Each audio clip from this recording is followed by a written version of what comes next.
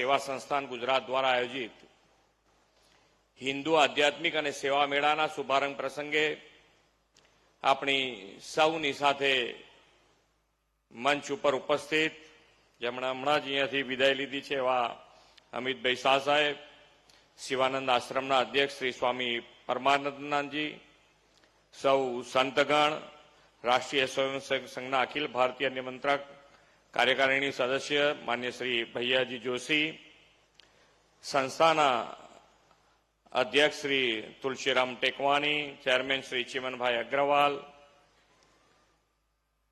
પશ્ચિમ ક્ષેત્રના પ્રભારી શ્રી નારાયણભાઈ મેઘાણી, મારા સાથી મંત્રી શ્રી પણ હમણાં જ અહીંયાથી નીકળ્યા છે, ચૂંટાયેલા જનપ્રતિનિધિ, સંગઠનના પદાધિકારી, ઉપસ્થિત સૌ નાગરિક ભાઈઓ બહેનો, પ્રેસ મીડિયાના મિત્રો, સૌને મારા નમસ્કાર. સ્વાતંત્ર્ય સેનાની નેતાજી સુભાષચંદ્ર બોઝની જન્મ જયંતિએ ભાવપૂર્ણ નમન કરું છું. આદરણીય પ્રધાનમંત્રી શ્રી નરેન્દ્રભાઈએ તેમની 125મી જન્મ જયંતિ ઉપર વર્ષ 2021થી આજના દિવસને પરાક્રમ દિવસ તરીકે નવી ઓળખ એમને આપી છે, તેમનું સન્માન કરું છું. ભારતીય સંસ્કૃતિની ભવ્યતા અને દિવ્યતા સાથે આસ્થાનું મહિમા ગાન કરતો મહાકુંભ પ્રયાગરાજમાં ચાલી રહ્યો છે. બીજો સુયોગ એ પણ છે કે ગઈકાલે જ વડાપ્રધાન શ્રી સાહેબની પ્રતિબદ્ધતાથી અયોધ્યામાં નિર્માણ થયેલ ભવ્ય રામ મંદિરની પ્રાણ પ્રતિષ્ઠાનું પણ 1 વર્ષ પૂર્ણ થયું છે. આપણી સનાતન સંસ્કૃતિની ચેતના અને ધરોહરના પ્રતીક આ 2 અવસરોની સાથે અમદાવાદમાં આજથી ત્રીજા મહત્વપૂર્ણ અવસર હિન્દુ આધ્યાત્મિક સેવા મેળાનો આજથી પ્રારંભ થયો છે.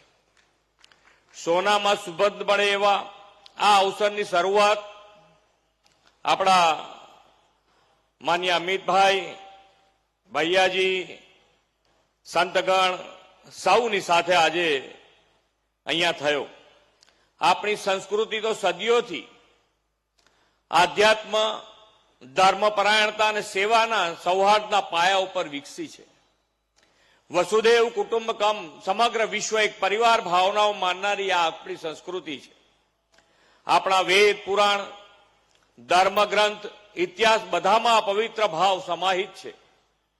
આ સંસ્કૃતિના મૂળમાં સત્વ અને તત્વ એટલા ઊંડા છે કે વિશ્વની અનેક સંસ્કૃતિઓ કાળક્રમે વિલીન થઈ ગઈ, પણ આપણી સંસ્કૃતિ અખંડ રહીને ટકી રહી છે. એટલું જ નહીં, એનું પુનઃજાગરણ, જતન અને સંવર્ધન પણ થતું રહ્યું છે.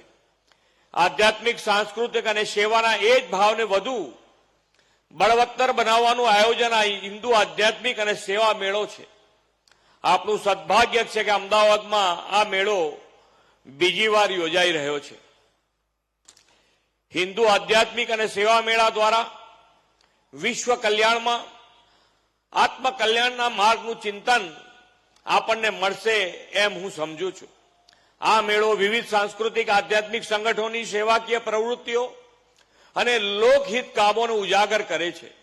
ઉપરાંત વન તથા વન્ય જીવન સંરક્ષણ, જીવન સૃષ્ટિનું સંતુલન, પર્યાવરણ સંરક્ષણ, પારિવારિક મૂલ્યોનું જતન, નારી સન્માન અને નારી સંરક્ષણ અને રાષ્ટ્રભક્તિનું જાગરણ, આવા 6 મૂળભૂત સિદ્ધાંતો દ્વારા ભારતીય સનાતન સંસ્કૃતિને વધુ મજબૂત બનાવવાનું કામ પણ HSSF દ્વારા થઈ રહ્યું છે.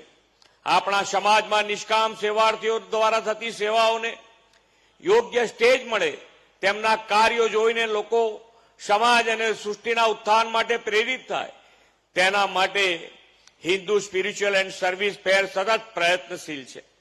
આ અયોધ્યાપુરમ પરિસર ખાતે આવી 250થી વધુ સંસ્થાના સ્ટોલ છે. દરેક સ્ટોલની મુલાકાત લઈને નિષ્કામ સેવાર્થીઓની સેવાઓને જુઓ, તેમના પ્રયત્નોને જાણો, તેવો મારો સૌને અનુરોધ છે. એનાથી આપણને જરૂર પ્રેરણા મળશે કે હજુ પણ બધું સમાજ માટે કરી શકાય એમ છે.